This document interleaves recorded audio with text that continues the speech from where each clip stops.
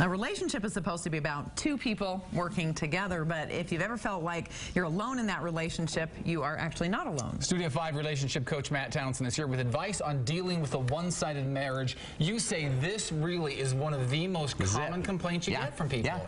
They're all like, where's my husband? When's he going to get involved in this relationship, you know? It's common. And in fact, I think we all take turns. It's not like the men are always out and the women are always in. You know, there might be a year where the woman just is too tired, or the man is too tired. The hard part is we got to get them all on the same page at the same time. So the person that feels alone, they feel like, we're not going to go anywhere if the other person isn't going to check in, but can you make improvements? Everyone thinks that we both have to be there to make it work. But the reality is, it really only takes one of us to mess it up, right? And so if it only takes one to mess it up, it might only take one to actually make it better. Are you seriously that one person, if they feel like they're giving all, they can make the changes to right the wrong, get the ship going again? They can make the changes to begin to create conditions where the other might change.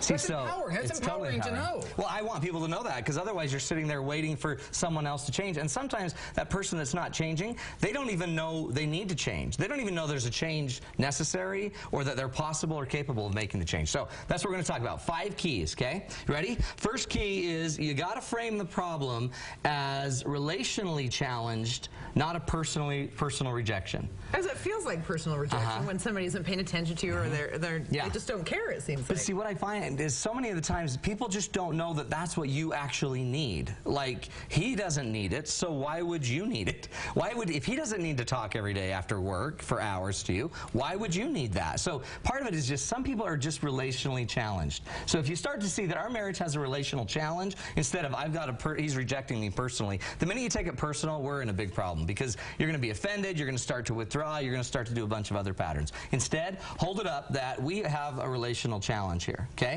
The second key is most important, though, right? Check this out. Don't ever follow the lead of the most relationally challenged partner.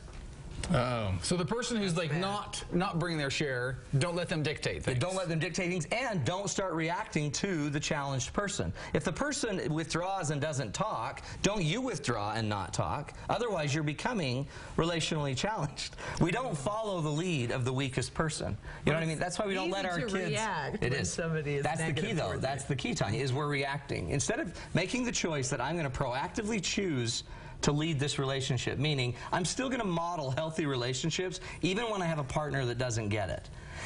That should be the most empowering thing, is I don't have to become challenged just because you are. And I'm not going to become worse and worse every step along the way just because you do. That's why we don't let our littlest, tiniest toddlers walk us to our car when we're at the mall, right? We lead the way to the car. We don't just follow them and act amazed when we're not at our car, but we're like 5 blocks away. So, but here's the problem, because if I feel like I'm giving and the other person is not giving, and now you're telling me that I can't let them dictate, I need to, it sounds like you're telling me I have to give more, but that isn't what I want to do. No. That's my problem, is I feel like I'm already giving. So then by the way, I'm not you. You're talking, you're hypothetically talking about your neighbors. Yeah. Right? I hear that every day, Darren. But see, that's the problem is we don't give because it's good for us. We give because it's right. I give in my relationship because I made a promise to give without exception. I don't give just when you give. I give because it's right. That's called being principled. That's having character. Long-term relationships demand that you keep living your values regardless of what's going on with the person around you. It's a challenge, but I think even knowing that you can do that probably will empower somebody. Then, to lead this, eventually you got to sit your partner down and you got to say, you know what, I'm not happy. I'm dying here. I need more from this relationship, and I'm not sure why you're not giving it. I'm not sure if you don't know how, if you don't want to, if you hate me. I'm not sure, but here's what I need. And then tell them exactly the changes you need. Be very direct, very specific. Give them a timeline. Give them the results you need and the changes specifically you want to see. Honey, I don't feel like we ever connect and communicate. And I really feel like we need to communicate regularly right when I get home from work and spend some time talking. And I'd like to start working on it, because if not, I'm starting to worry about our ability to make this thing last. So when you say be direct, I worry about the tone. Like, what does the tone need to be going Don't be a nag. Don't be a whine. Just sit there and say, babe, I love you so much. I'm concerned we're not connecting. And connecting for me means this, this, this, this, and this. And I'm not sure why you don't do it. I'm not assuming it's because you hate me. I just think you don't know I need it, and I want to be very clear that I need it. Because sometimes husbands and wives are they're whole on different levels there. Because you often say, like, a couple will come in and she says, I'm done, I want a divorce right now. And he's like, I had no idea any of this was coming, right? 70% of the divorces are filed by women, and the men are shocked. Like, it is not that bad. And it's clearly communicating, so he knows where it is, and he's not blindsided by it. And so we're going to come straight out and say, this is one-sided, and it's killing me. It's starting to suffocate me. And I know we use languages of we can change this. We can make it better. I want to be with you. I want to make this work, and I want to see some changes soon. So would you be willing to work on it? Now, here's the next deal. Oh, it's so scary. Are you ready for this one? Demand win-win or a no-deal option. Meaning, if we can't make this mutually beneficial, let's agree that we shouldn't do this anymore. Long-term relationships, this is scary. No, you're laying through exactly. Watch this. Long-term relationships demand mutual benefit. They demand it. So if I'm not getting benefit with you over a long period of time, I'm going to start opting out of the relationship.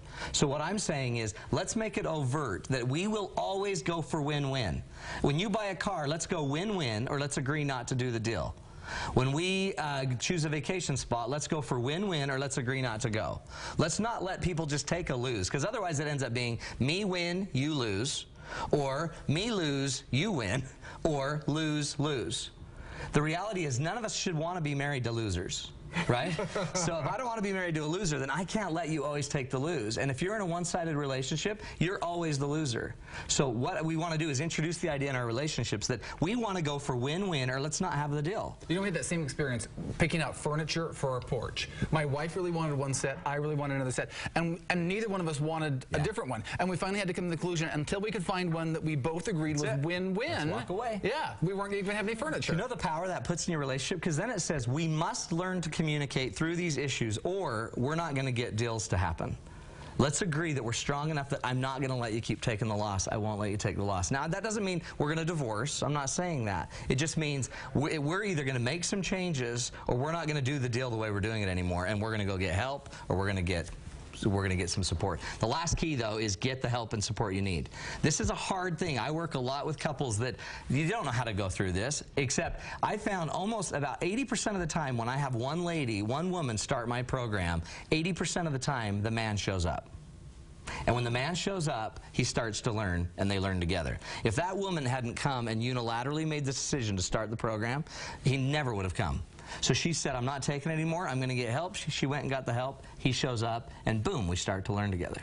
Someone's got to take the step, right? And the first step, I don't care who takes it. It's just who's gonna be the big boy Speaking first. of taking steps and getting help, you got a big date night coming up in St. George. Yes. We're heading south, kiddos. So if you're down in Washington County, get to this. Friday, July 29th. It's $50 per couple this time because we're offering a killer meal and the entire date night. It's about the 7 basic needs. If you are down anywhere in southern Utah, July 29th, 7 o'clock to 9 o'clock, go to our website, datenightswithmatt.com, or give us a call, 747-2121, and we'll hook you up. Tons of fun, southern Utah. I hear his date nights are awesome. My parents went to one. Your parents loved They were out of control. Oh, they thought you were so funny. Tanya, I heard more dirt about you. But better. Yeah, okay, we'll have to share during the commercial. Oh, yeah, I got video. Oh, really? It's incredible. Okay, You gotta that should watch be it. good. That's going to be Tons of good. stuff. Thanks, Tanya. Matt. We appreciate it.